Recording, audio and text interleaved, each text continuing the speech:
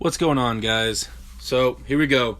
Podcast number 1 is Saturday, the 21st of September. I'm over here at my house. Going to review some of these Reddit topics on the subreddit for arm wrestling, and I don't know, just kind of give my opinion and my thoughts on some of these topics. And yeah, maybe you guys will find this entertaining or valuable. Maybe you won't, and you'll think I'm stupid. I don't know. We'll find out. So, let's see, I'm going to start about 6 days ago. Oh, man. So, Vitali versus Levon predictions. This one's talking about our predictions for the top 8, what we think is going to happen. Posted by Nitronium777. This is only one round of top 8 left. Correct me if I'm wrong, but I've yet to see a post on this. Who wins and why? He thinks Levon straps can't be avoided, and Levon has more drag, maybe more back pressure, and definitely more pronation. Vitali's ace is his strong hand, which, while large compared to most arm wrestlers, isn't compared to Levon. If he doesn't get full hand control over Levon quickly, I think it's game over for Vitali. So if we're talking about just this matchup, Vitali versus Levon, Vitali has a shot. I am a huge fan of Vitali. I've met him a couple times now, and the dude's levers are crazy.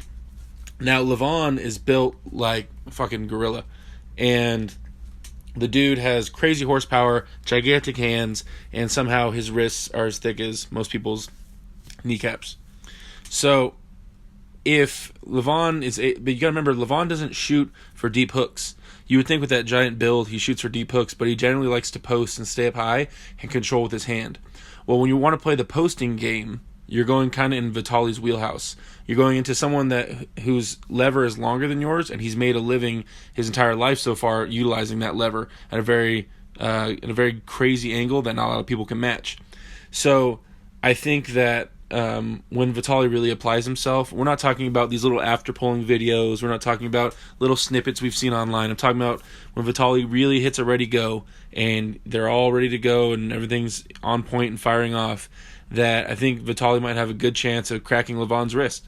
I think Vitali knows what he's getting himself into. He's been arm wrestling long enough, and that Levon is kind of, I don't want to say getting lazy, but when you're on top like that for a long time, you tend to not need to think outside the box. You don't need to switch your game up because your game's working just fine. No one's really messed with it.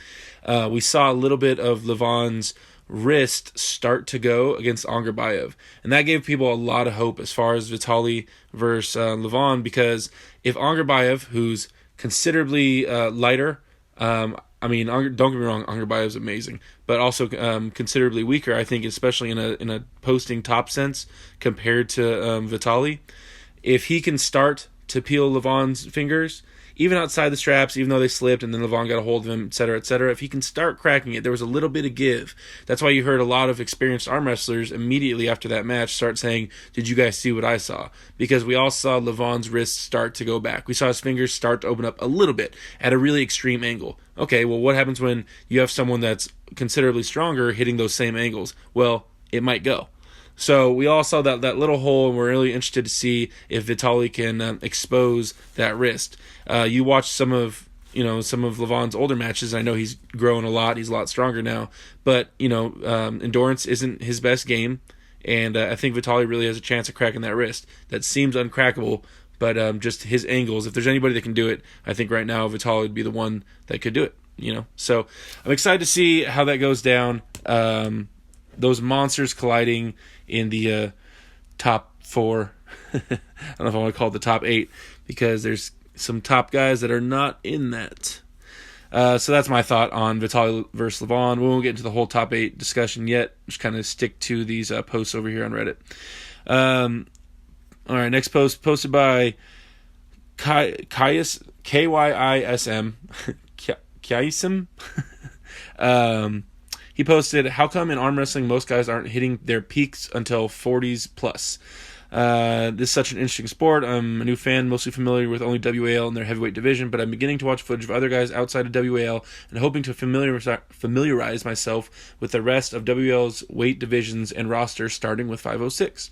In other sports, it seems most guys peak in their late 20s, mid-30s, but once they hit middle age, there are then special divisions, like in powerlifting, there's masters divisions for old guys, so they can stay competitive with their age group, because obviously 50-year-old powerlifter's total is not as high as when he was 35. This is just natural. In any sport, the older you get, the more your age catches up to you and your performance declines.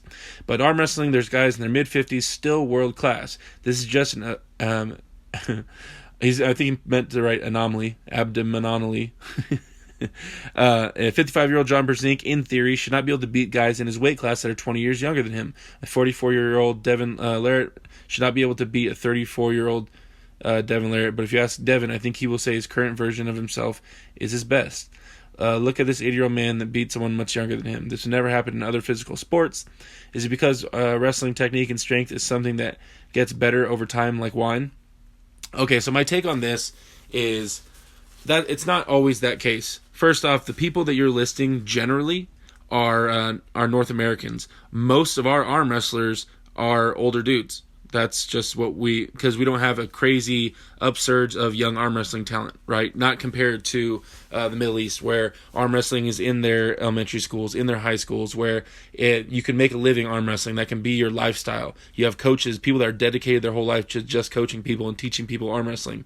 So in North America specifically, you have guys that are old school arm wrestlers still going strong, and then you have guys that are like that get into it older, because we have access to the internet and stuff now, so most of the people joining are of an older crowd. We're not getting a lot of young people still, which is a big reason that people like Devin Larratt and people that are really heavily saturated in the arm wrestling community are trying so hard to push for the youth crowd to get into the sport, because really that's the future. That's a separate discussion. Anyway, so back on to why we think old people are the greatest.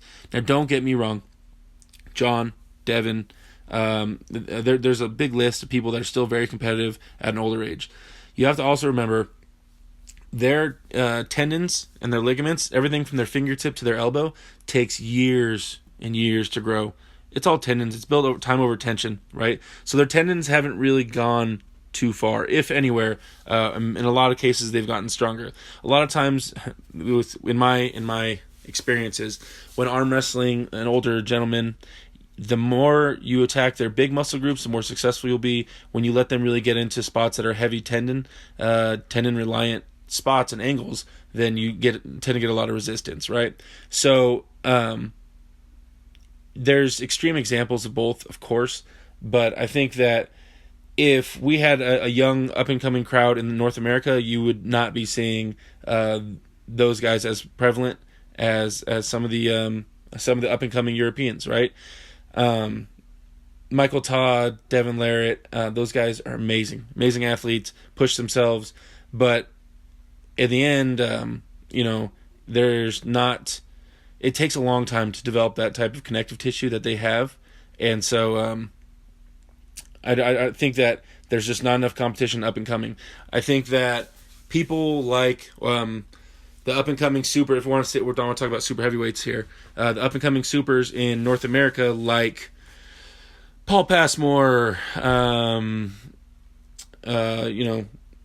Withers, BJ Fokakis, the guys that are really knocking on the door of breaking into the top upper echelon of super heavyweights, when they get there, I think their reign will be solid. But you got these guys with these crazy old moves, right? Michael Todd has his King's move, which is awesome, right? Built over time. That's why it's called the King's move, because it's guys that have been in the sport for a crazy long time that can pull it off. You got Devin pulling out his King's move. John is still crazy strong, but you got to remember, John, all these guys were born arm wrestlers as well. These are extreme cases. You got guys, all the guys at the top Americans, North Americans, were arm wrestling since they were like 9. Well, not all of them. I guess Michael Todd wasn't, but majority of them, right?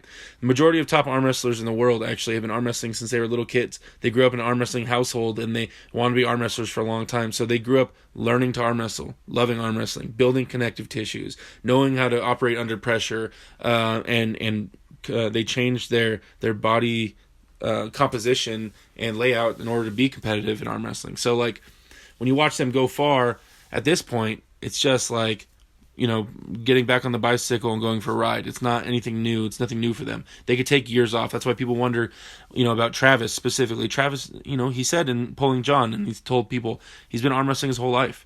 So how hard do you think it is for Travis to get back in the sport? He has the tendons, right? So his grip and everything, it's not too far gone because that takes years to go away. So the tendons in his forearms and everything are built. They're ready to go. He has the knowledge. Travis, honestly, might be the smartest arm wrestler I've ever seen in my life. And so all he has to do when he's ready for a tournament, and Travis will say, he'll just stack on the horsepower. Now, I mean, you guys can use your imagination on what that means, but all Travis really has to do is stack on the horsepower in his chest and his bicep, his big muscle groups. Takes a few months, heavy gym lifting and supplementation. Get extra strong, and then he already has everything dialed in. It's just like getting back on the bike and blast everybody. So you see these guys that have crazy tendon work built in, doing these crazy tendon moves, King's move and stuff like that, and they're able to hang in a long time in the sport. John was the same thing. John Brzenk, arm wrestling since he was a little kid, broke his arm, and everything is just so cemented, all his connective tissue. John's a monster. So I think it'll change in time, but it takes a long time for all the top dogs in North America, since arm wrestling originated over here, basically competitive arm wrestling. They've been arm wrestling for a long time, man, because arm wrestling was big here a long time ago, more so than in Europe where those guys are up and coming. So it's a connective tissue thing, but you have younger guys who are still hitting their peak right now over in Europe who are 25, and they're amazing, and they're able to mess with our older guys. So I don't think that's a universal point as far as how come in arm wrestling most guys aren't hitting their peak until their 40s. I think that our sport doesn't have a lot of huge swings because you're kind of staying. You're not using concentric movements as much. You're not. It's not like Olympic lifting where there's a lot of things that can go wrong. It's more of just like a static hold and dropping your body weight, and so I don't think there's much room for error, especially when you're that cemented into the sport. I think, I think that you can last longer, right? So I think it just depends on where you look. North Americans have been doing it longer, but I think there's a new wave coming, and you'll see a new breed of arm wrestler emerging, which is going to be super scary. Coming in the next, 15, 20 years, you're going to see guys who had access to the internet, who was able to train in every different way and learn everything, and have been arm wrestling since they were little kids, and have top of the line, pharmaceuticals running through their veins, and have, yada yada, everything at their disposal. And then you're going to see the ultimate arm wrestler. In my opinion, he's out there. We'll see where he's at. So that's enough for that one. Next was a video of John Brzenk versus I want to pronounce this right, Bogdan Ivanenko in China, where he took on that little super match with him. John is like, John loves to compete, super competitive dude. And I bet you he was just sitting there watching the tournament. He says he's been training a little bit, he's been feeling good, and then put out a little challenge, said, who wants to arm wrestle with me? Bogdan said, I'd love to. I think he's Ukrainian, and he hopped up there, and he got to feel exactly what I felt when I pulled John, how long is that, a year and a half ago? He got to feel what I got to feel, and John still has it. Now, does John have an injury? Of course. Is he as strong as he was at his peak? No, of course not. But he's still amazingly strong. It's ridiculous. You guys, I cannot tell you enough how strong John Brzenk is. It's something you have to get a hold of to feel. It's kind of ridiculous. Scrolling up past that, you have another video from the D1 China tournament, 70 kg world champions pulling. It's a lot of videos of Mindaugas Terrasitis. I don't want to mispronounce that, I'm sorry. Who is an amazing puller. I met him over at the Arnold's last year, and the dude is so unassuming. First off, when he walks around the corner, you would never think, oh, that guy is, strong like a tank, and he is, though. His connective tissue is insane. You can tell he's been arm wrestling. He takes it very serious for a long time. He's one of the top guys, especially around 70 kg, and I think he's going to be up there for a while. You see matches with him, and I know I'm going to mess this name up, Daniel Prokopchik. He's from Moldova. Their matches are awesome, watching those two guys pull against each other. If you guys get a chance, watch Mindaugas versus Daniel, and their matches are kind of legendary. Should every match start in a strap? Let's see. So here's one posted by Redditaris 4 days ago. I don't know if anyone has the data, but it'd be very interesting to see what percentage of matches end up in straps across the various organizations. It's a massive waste of time to watch people joust for position for 5 minutes only for both of them to let go and accidentally slip. It's also a get-out-of-jail-free card if you feel like you're not getting into good position. Just accidentally slip and get the restart. It happens all the time, and it's happened to me. Beyond that, pulling the straps is significantly different. If all matches were in straps, we could all just focus on that at practices. So what do y'all think? Should we just start in matches with a strap? You could probably fit another matchup on the WAL card with the amount of time it would save sometimes. I posted on this my opinion. Every time there's a new thing introduced into arm wrestling that makes it more diverse, that adds more variables to how you can win, I'm all for that. So I'm all against limiting ways to win in arm wrestling, right? So some tournaments, it's all about getting to the straps, right? Some tournaments that you go to, your hand wasn't feeling good, and you're like, man, if I just get to the straps, it's on. So you go to the tournament, and you slip. You, depending on the tournament, have to sell it, make it look like you tried to hold on, but your whole game's built around the fact that your hand wasn't very strong, but your arm's really strong. So how can you win with those conditions? Now, some people say, well, if your hand's not strong, then you're not strong enough to win the match, so you shouldn't be winning. You should just be a man and try to hold on and lose.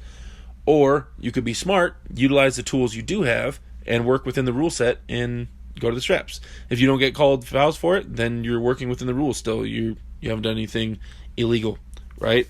And I am horrible at slipping and going to the straps. It really is like an art form to sell it well and not get called for it.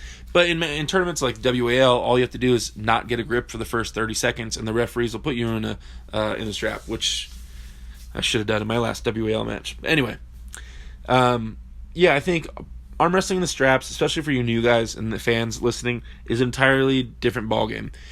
It does favor the stronger person in some ways, because now basically you've tied a rope around each other's wrists, and now you're not using your hand to hold on as much because you're just pulling on the rope. So your arm is tied to my arm, and I'm going to move my arm, and your arm's going to come with it because the rope says so, right? Because we're attached.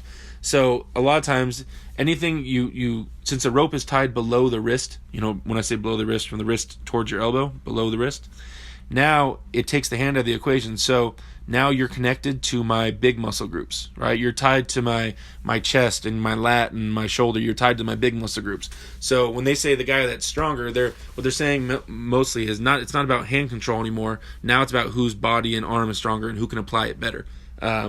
So it's kind of a different ball game, but there's definitely some insane tricks that you can learn within the straps, as far as where to place the straps, how to utilize them in an amazing way. Someone to watch the straps really good is Ryan Bowen. Love talking to that dude, especially about strap work, and he's put a lot of time and effort into learning how to utilize the straps. Ryan has some amazing moves that if you dig, and you've been listening to a lot of videos from Devin and everybody, you can figure out those moves if you really watch closely. But I'm not gonna spoil his game too much. But Ryan has some awesome moves that that kill out certain types of arm wrestlers that especially fall for his tricks and fall for his bait. So I think that you can be a prevalent arm wrestler in straps or a prevalent arm wrestler outside the straps. Especially in an amateur level, arm wrestling outside of the straps happens all the time because those guys like to hold on.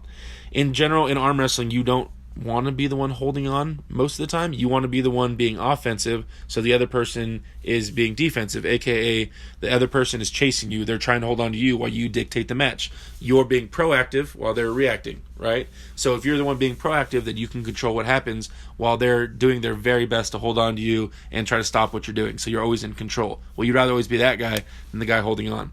But in amateur tournaments, for some reason, everybody always holds on. I mean, they're new, so that philosophy that I just said, they don't really understand that and know how to apply it. But yeah, you always want to be dictating the match and not holding on. All right, so should every match start in a strap? I strictly say no. I think that arm wrestling outside the strap still has a huge place in the sport. I think that people up and coming will learn to hold on more. Just think about that match between John and Devin. The one where John, their last two matches where John won. they call it the exploding hand technique, where you hold on tight and don't let them go. There's a place for that, and I feel like people coming up are going to start looking into that type of stuff and finding out ways to apply it, because I really think there's a whole nother world of holding on. I think that when we talk about all these videos of people running and slipping and all this stuff, I think there's another world of technique involved that has to do with actually holding on to somebody. Now, not in a defensive way, still being offensive, with your arm and your elbow and your shoulder and everything like that, but not letting someone run. I think there's merit to that, and I think there's ways to work with that to be offensive and to really dictate the match as well while holding on to someone's fingers. Now, it's something I'm going to dive into with my team, and I've always wanted to work on. But yeah, everybody just kind of doesn't really talk about it, about holding on and using that exploding hand technique to make things happen. So, you can clench on their thumb. There's a few different ways to do it to not let people run. But yeah, it's just one of those things that people haven't really looked into. Okay, so moving forward, besides that, someone posted a video of Levon versus Krasimir, MHTKMRAUG. That's the person that posted it. Levon and Krause 2016. Levon was still coming up, and he was younger, right? I think is he 31 now? And it's that was 3 years ago, right? So he was 28. Yeah, and still, the fact that he's having wars with Krasimir, who's one of the top Europeans ever of all time, is still amazing. Levon has since then gotten bigger, still gotten stronger, and I'm pretty sure he's surpassed now. His ability to keep his hand high and control the hand in the match is insane, right? And then once you go to the strap, his wrist is pretty crazy too. So I don't think Krasimir can pose as much of a challenge to him as he did then. But I would still be interested in watching them pull, especially if Levon would let Krasimir get into his power. I'd be interested to see what happens with that. Okay, so this one was posted by Min Hale 4 days ago, and it's titled, "In this match against Brzenk, Larrett intentionally lifts his elbow and slips in a losing position. Why doesn't he lose the match for this foul?" Now they're talking about that super match I was just talking about between John and Devin Larrett, John Brzenk and Devin Larrett. And so what he's talking about is Devin was intentionally slipping. First off, I don't know why Devin didn't just not get a grip and then go to the straps, but he was intentionally slipping and John held on, or was trying to hold on. Anyway, one of the matches, Devin, it's so ugly. Devin lifts his elbow up and flails backwards, and it's so blatant and obvious that he's running and trying to get to the straps, and they don't call it. Now, people were wondering why. Now, when it comes to WAL, you guys, WAL is a tournament based off of entertainment value. They're trying to blow the sport up for them and for us, right? They're trying to blow the sport up for arm wrestlers and to blow this so more of us can get involved in it, and so obviously they can make money and be bigger. Now, they have to do that via making it more entertaining. So in order to make it more entertaining, they want matches to end on pins. They want wars. They want people screaming and slamming and making things happen. It makes sense, right? That's what people want to see on TV. No one wants to watch matches decided via fouls. No one wants to watch that. And even if they do watch them end via fouls, they'd rather watch an argument between Bart Wood and everybody screaming at each other, because that's even more entertaining, right? So think entertainment value. Now they're trying to stay, strict to the arm wrestling part and stay loyal, to the sport, but at the same time, they have to make it entertaining, guys. So that's why they have things in between the matches, giveaways, and get the crowd hyped up and try to fill in and pack the seats, because the more entertaining it looks, the more bigger it is, the more likely we're going to get sponsors to come on, and people are going to get really turned on to the sport. So whenever you see something in WAL and it doesn't make a lot of sense, think, does it contribute to being more entertaining to the masses? Maybe not to a hardcore arm wrestling fan, but to the masses. So why did Devin not lose for slipping in a losing position? Because people want to see fouls, right? That's why he didn't lose in that. So I just think that WL, I think they have a major point. I also like the way that PAL, the biggest European league, I like the way they do it. And they're really strict. And so I think there's merit to both things. I understand. But it's just what time will tell which one is the correct way to do it. Right. Sorry. So After that, people are asking what's going on with Alex Arm Wrestling TV's YouTube channel. Last I heard, I talked to Alex about 2 days ago. His YouTube channel got hacked, and the hacker still has control of it. He's filed to YouTube about getting his channel back. Obviously, with a big channel like that, where it's monetized and there's money being moved, I imagine it's a pretty big deal. And when someone steals it, so it's taking a long time for YouTube to give Alex back his video. Apparently, the hacker uploaded one of Artem's videos on Alex's channel, which is weird. But no, it was not Artem that stole that channel. It was still the hacker. So, he's working on getting it back. He said he would let me know when he gets his channel back, and I'll post it on them. I'll post it on the Reddit and let everybody know that Alex got his channel back. After that, Ryan Bowen posted one of his new talk shows with Lachlan Adair, Tom, and Jordan Davis. Really interesting. I watched the first episode. I didn't watch the ones after that yet. But those are all great dudes, man. I've had Ryan over here, came to my practice and stayed over here with my teammate Leo. Tom has been down here and practiced with us. He's even on my team page still. Jordan came down here, stayed at my grandparents' house and practiced with us. I've yet to meet Lachlan, but we've chatted a little bit online. All great dudes, smart guys that love the sport a lot. I have a ton of memories with the Aussies, and they're some of my favorite pollers to hang out with and talk to. Really excited to see how Australian arm wrestling is blowing up, and the talent that's coming out of there is real for sure. Some really, really cool dudes, and always love watching Ryan's stuff blowing up. Scrolling up still, Richard Dance posted that he got his arm wrestling table. He posted a while ago, I think, asking us for advice on what he should say to his girlfriend when she found out he ordered an arm wrestling table. But this is a video of him unpackaging it. He got it from Combat Arm Sports. Those are great tables, by the way, guys. There's a few different people that make tables nowadays. There's one, I gotta figure it out. Someone posted one where there's tables for $350 plus shipping, which in North America. That's that's the cheapest I've seen. Combat Arm Sports, I think their cheapest one is around $550, I believe. And then it gets a little more expensive after that. But you can get it fully customizable, which is really cool. You can get your name on there and get whatever you want. And they're solid tables for sure. We have 3 of them on my team. So Combat Arm Sports tables, I definitely recommend them.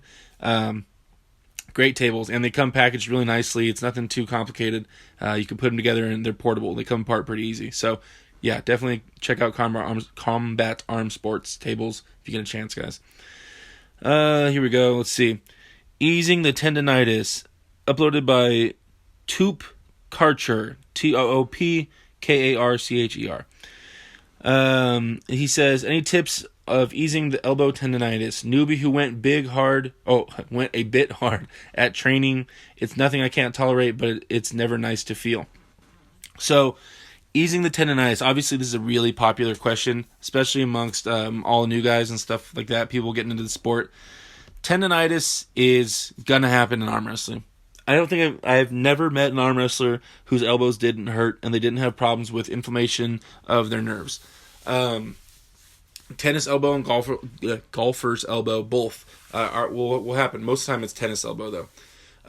As far as easing it, you have your nerve glides, which Raymond Lepins has posted videos of him showing people how to do nerve glides and how to alleviate some of the pressure on those nerves running through your elbow, your ulnar nerve.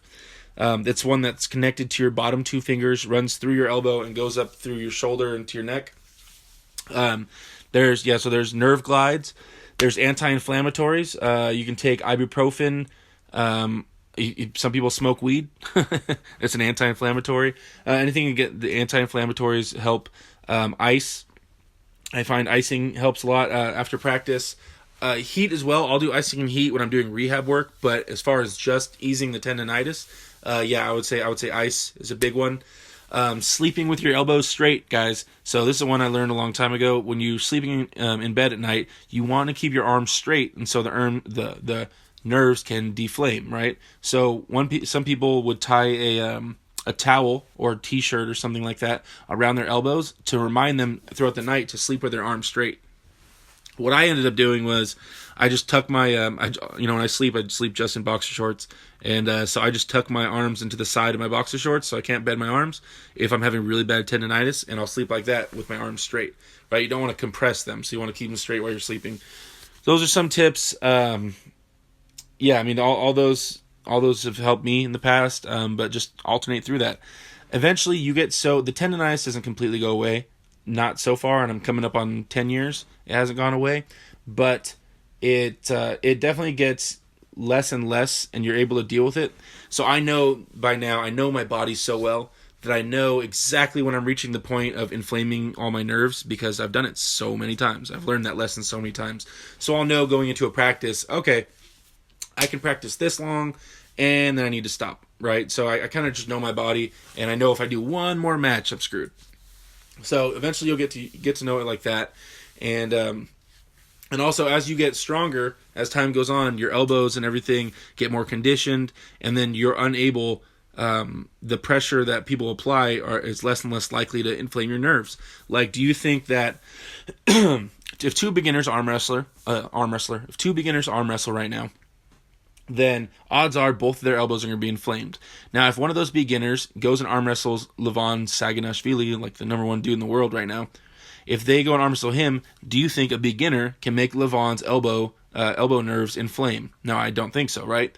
Because Levon's elbows are so built up and he has amassed so much strength and power in his arm, you're not able to apply enough pressure, right? So eventually, as you get stronger and stronger and better at arm wrestling, people are unable to make those elbows inflame, right? Because you're just too strong now, and now your elbows are too conditioned. There's too much scar tissue, and your bones are too dense, and everything around your elbow has just built around being able to hold all that power in an arm wrestling angle.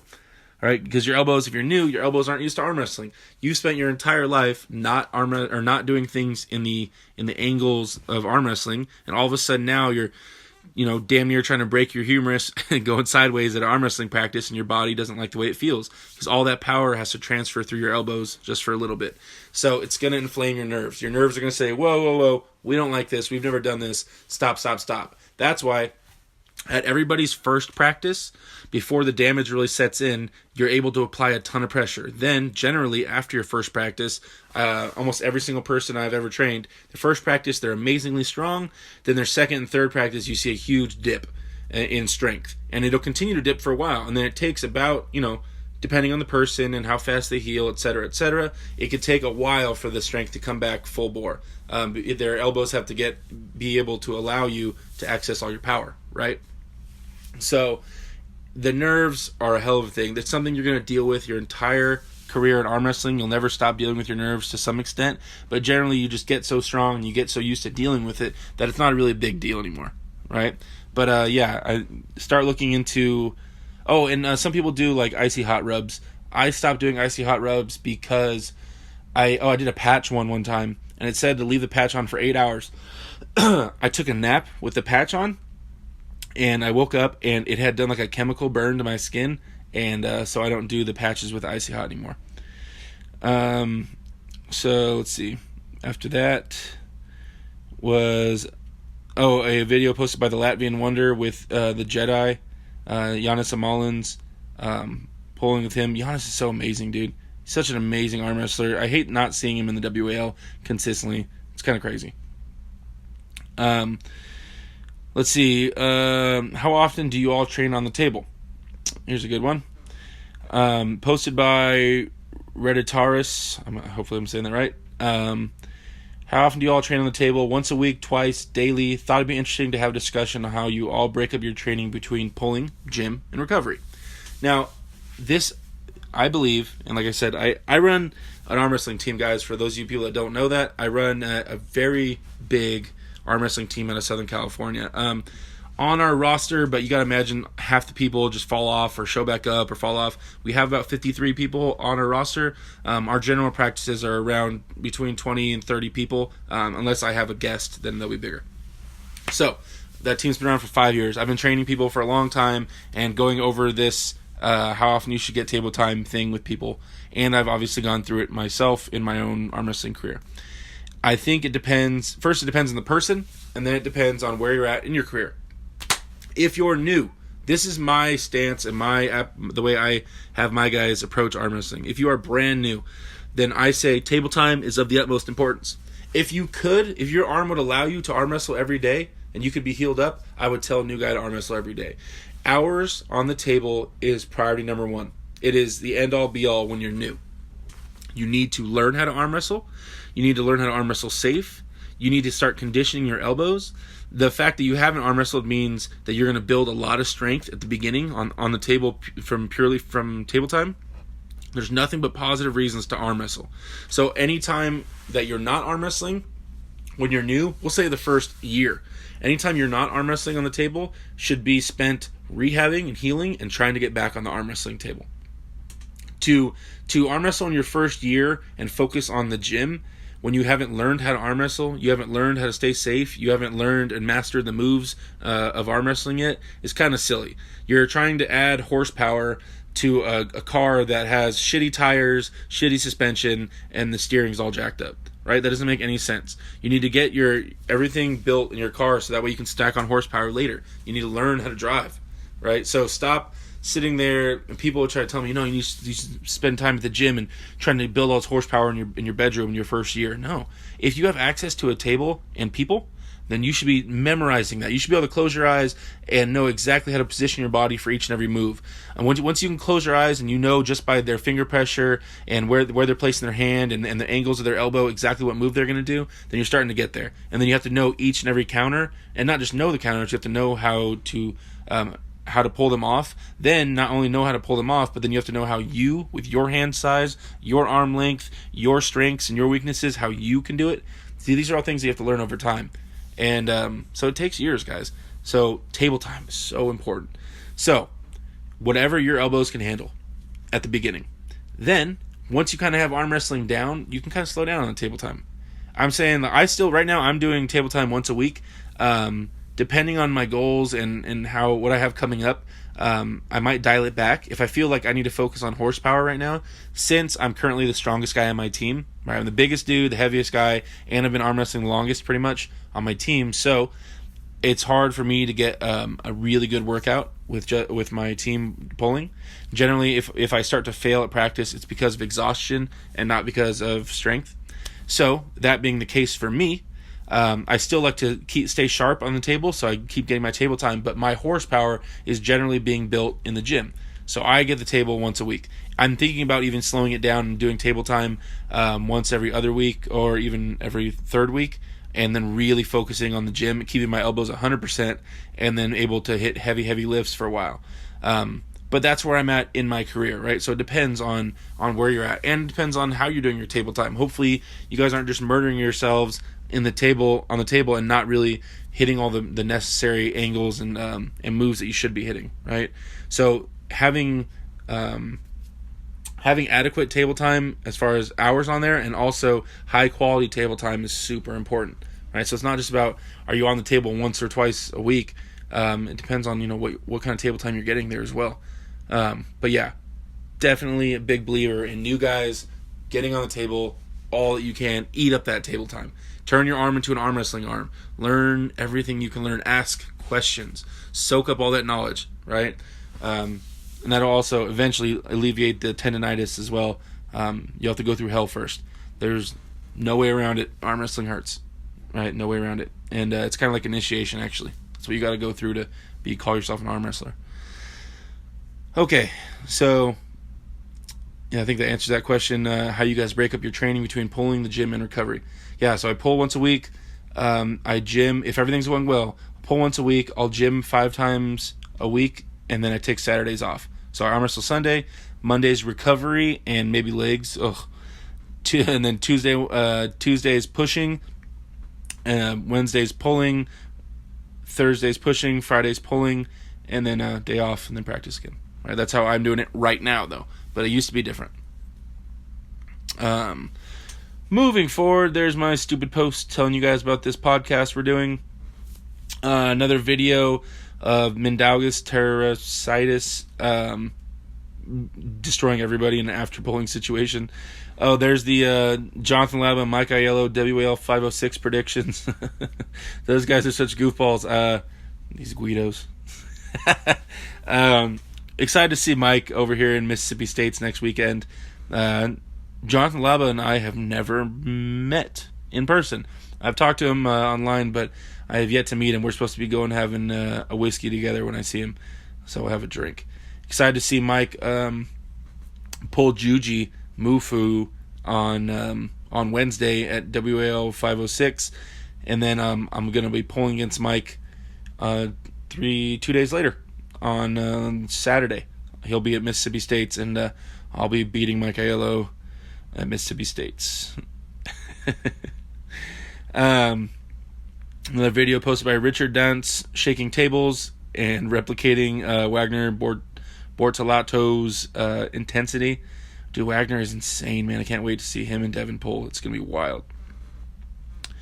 Okay, so here's one by Tube Karcher again. Says, 2 hours of table time a week. Is that enough side pressure training? My elbows are wrecked. Training any side pressure feels brutal. Should I just go hard at the table once a week and train back pressure and hand/wrist the rest of the week? Once again, depending on where you're at in your career, right? If you're new, side pressure is the ability to bring your elbow over to the side, and that's your chest, and the ability to do old school arm wrestling like you do on your dinner table. Just bring your hand over to the side, which is your rotator cuff in your shoulder, right? So those are the two primary large muscle groups you apply when doing side pressure. Now, cupping, and I'd say cupping is the biggest amplifier of side pressure, because you can cup someone down, then it's easier to move their arm to the side. But in general, those are the two big muscle groups. Now, all that power is coming, like I said, it's coming from your chest and coming from your shoulder. Now, those have to transfer through your elbow to your hand. So side pressure kills your elbow. That's just what it does. It hurts. Now, avoiding that pain is just going to delay the fact that you're going to have to go through it at some point, right? Right now, and for the last couple of years, when I approach side pressure, I try to murder my side pressure at practice. And then and I approach at the gym as well. But I have people tie rubber bands and ropes around my arms and pull straight sideways while I'm in a really tight side pressuring angle, and I hold. I do like big static holds while people try to pull me out of my power. Now, these are methods that I've built over time, and I know the angles, and I know my elbows well enough to know when they're going to hurt and when they're not. And so it's safe for me now. Now, if you're new, I would say general arm wrestling on a table, just general practice, will give you enough side pressure. You don't need to target it yet. It's such a new feeling for your elbows that to sit there and grind side pressure when you're brand new is kind of insane, when your body's not even used to the mediocre amount of side pressure you're getting just by normal arm wrestling. You know what I'm saying? So yeah, you don't need to target it. You're building up your elbows enough just by normal table time if you're new, right? So it depends on where you're at in your career. Yeah, so if you're new, I don't think you should target side pressure. I think it's an accident waiting to happen to sit there and grind on it. But at the same time, to only do top rolling and to only post in your first practices and to not get any pressure on your elbows is just delaying the inevitable. So I think arm wrestle. Just arm wrestle. Arm wrestle on a hook, in a top roll, whatever. Get pressure on your elbows for sure, but I don't think you need to murder them at the same time. You got to find that happy balance to start getting your elbows built up for arm wrestling. Okay. Back to the Reddit. Scrolling up here. Korean left hand number 1 runs the gauntlet. This is a cool video posted by Criminal Scum of the top Korean left-handed arm wrestler under 100 kg, kind of just beating up on everybody in an after pull. After pull videos are always, who knows how everybody's feeling, who knows how legit they are.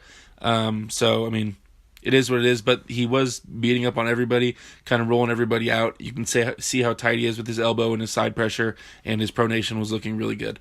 But side table pulling is just ugly in general, so you can't read too much into that. It's impressive, though, but who knows how tired everybody was, Let's see, world's first dedicated facility dedicated to media, tournaments, and training to be built in Brisbane, Australia. So posted by Ryan Bowen. So I think, if I understand this correctly, Ryan is getting a place or having a place built where he can just have an office for his to run pound for pound. He'll have a little gym in there to train people, a place to have practice, and I believe like a stage or something, so he can start hosting tournaments and stuff there. That's awesome. I've been having that same idea for my team for a long time. It's just finding all the funds to get a place for my own team has been the problem. But yeah, having a dedicated place, it's all about capital. You have to have enough money coming in to be able to build it and obviously support it. So now that he is able to do that via his YouTube channel and tournaments and the other ways he's making money, hopefully that all pans out and it makes sense. That would be awesome. I'd love to see the videos and the production, everything come out of that. That would be awesome. What does everybody think of Michael Todd's new theme song? That's the next post by Abyssic Void. Anyway, I listened to that theme song. It's awesome that someone wrote Michael Todd his own song. I'll say that much. It's kind of corny, in my opinion. It's a little corny. When they're talking about wrists and slamming someone's hand down, they made an arm wrestling song. But I don't have my own song, and I'm pretty jealous about that. So kudos to Michael Todd for having his own song. After that, let's see, Devin's videos of him imitating Wagner. Devin's such an idiot. They are funny though. Those videos from Devin are pretty funny. Let's see. Someone posted Blue0831 Good posted a title Wrist Pain. So my friends always get me to arm wrestle with them. Nothing bad because I can top roll and beat some, but my wrist hurts a lot after every single match. Probably because I never played and that I am kind of weak. Oh, played, he means arm wrestle. I never arm wrestled and I'm kind of weak. Or is it just that I gotta change my style? The wrist pain is getting lost after one day or half a day. So his wrist hurts after he arm wrestles. And he says he's top rolling, but if he isn't a real arm wrestler, then his top roll, I can't imagine what he thinks a top roll is.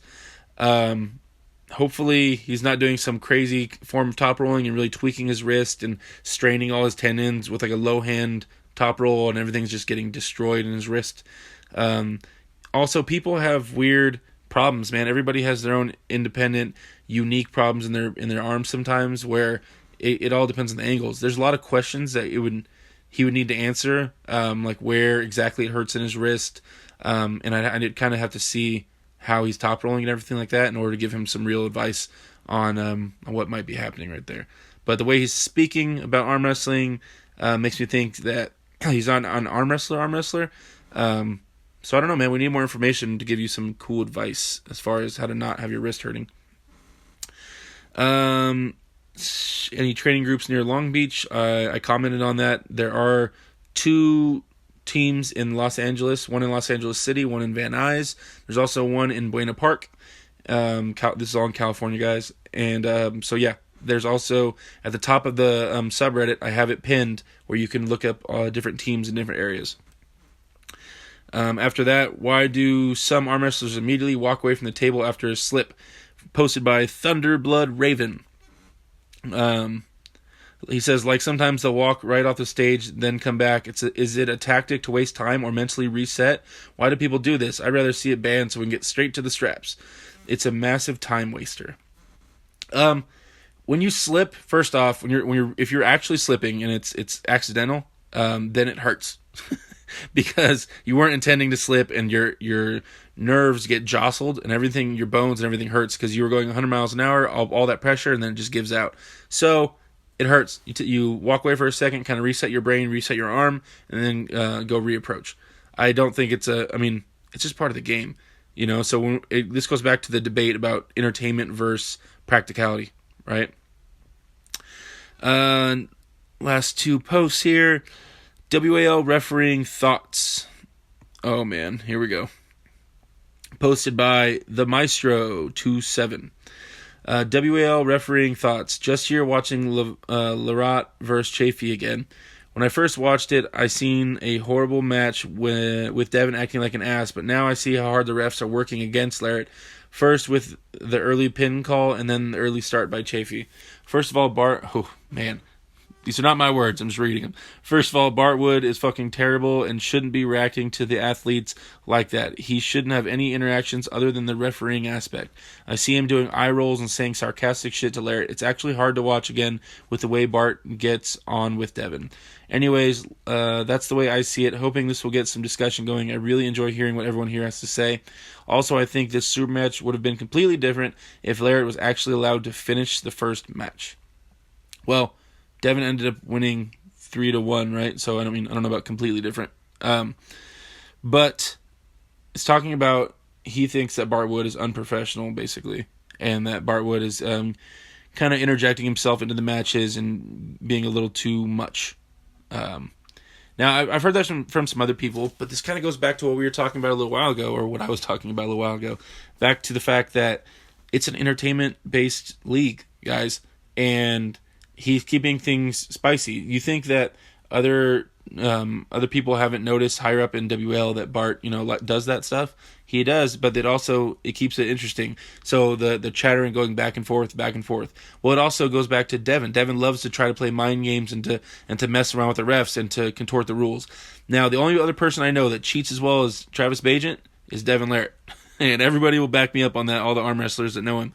It's a game of small, subtle changes and taking advantage of things. So Devin's playing the game in all aspects, working the ref, working the grip, working the setup, and all that stuff. And that gets frustrating, especially as a referee. So I think it's partially a little bit of a show, and I also think it's partially frustrating dealing with Devin. I would not ever want to ref Devin, especially when he's arm wrestling against anybody that is really been around for a while and knows all the cheats. Because the stupid shit he's trying to get away with is insane.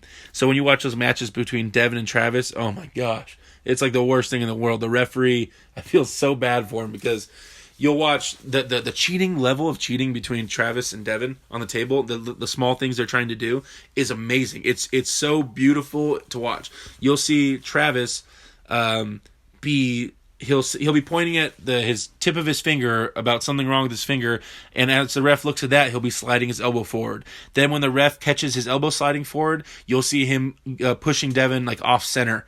And then as he does that, Devin will be bitching about the strap being too loose, and then they'll be tightening that up. But it's just a series of lies and cheating and trying to play the refs to get what they want. And just so they can all get their advantages. But they both know how to arm wrestle so well that they know what cheat the other one is doing, and they just keep trying to counteract that. And they just can't agree on a grip. And even when it goes to a ref's grip, they're cheating so much. They're still moving their bodies, and they're subtly moving their elbows and stuff. It's ridiculous. It's ridiculous to watch the amount of cheating going on, and it's beautiful and disgusting at the same time. But after you've been in the sport long enough, you start to look for that type of fun stuff, right? It's not just about the match when it starts and the smashing and the screaming. It's about all the small, intricate details. When you really get into the sport and you start training it and you start learning how big of a difference those things can make and how all the advantages that you can have or get that people do against you, it's kind of the fun stuff, man. You go to a tournament and you learn that, man, if I put my thumb right here, I'll beat everybody. You start doing that type of silly shit in amateurs and novices and you start winning tournaments, you'll start understanding how important little things are. And there's so many of them. There's so many, like, hundreds of small, tiny things you can do to help influence an arm wrestling match. It's wild. And that's the funnest part, to learn all that stuff and learn how to apply it. And so when you watch these masters of this stuff, you watch Travis, who's been arm wrestling since he was a little kid and knows every cheat. He knows every disgusting way of arm wrestling, and it's amazing. That's why I love watching Travis pull. Just learning. I mean, and his mouth is whatever, him screaming all the time and stuff. That's whatever. But you can't say the dude doesn't know a ton about arm wrestling, right? And so does Devin. Devin's been a crazy student of the game, right? And so I love watching those really high level guys who are working every aspect of arm wrestling, try to achieve a win. And I get it. I think it's also a different part where you're at. Depends on where you're at in your career, and it also depends on the way you look at things. If you're more of a basic dude who just kind of closed-minded and you just want to see smashes, I get that. That's exciting too. And then those little games might seem like bullshit to you, but to me, that's the fun stuff. So that's some of the fun stuff, right? I'm all about smashing fools too. So Bart Wood, give him a break. Dude's doing the best he can. There's no easy way of reffing all that, guys. Like that, there's nobody you put there that's that is gonna make it easy. Also, what's the other choice you have there? Put a hard ass referee?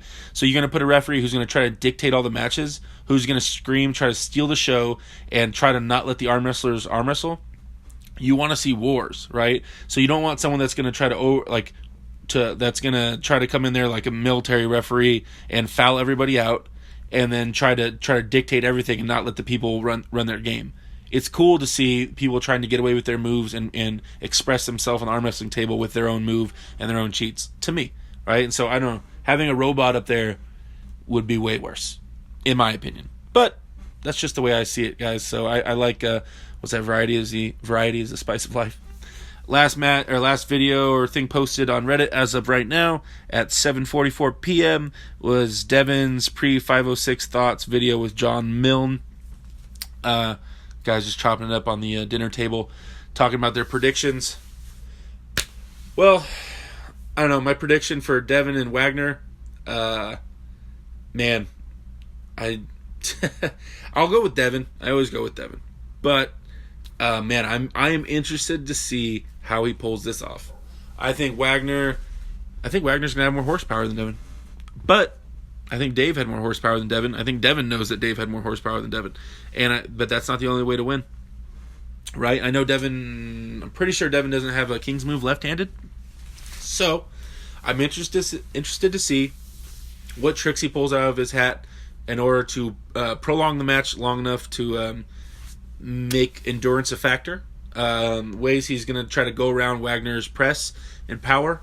Ways he'll try to drag out the setup to kind of bleed out Wagner a little bit. I'm excited to see what tricks Devin pulls out in order to achieve victory here. So, you guys look for that stuff. Enjoy that stuff. That's the mastery at work up there. The way these dudes are working the grips and their moves. It's not just about grip and rip. Although gripping and ripping is awesome. There's other things at play. Anyway, guys, so that kind of takes up this, man, how long did I talk for? 56 minutes. Appreciate you guys listening. This was podcast number 1. I'll try to do this on Saturdays. I'm thinking about moving it to Mondays, but I'll keep it coming pretty consistently, and let me know what you guys think. All right. Oh, and we also got to think of a name, guys. Please post a name for this podcast. I have no idea what to put. Derek's Reddit podcast seems kind of long. I like the word Reddit in there, maybe. I don't know. This should be up on SoundCloud and on YouTube, my YouTube channel, so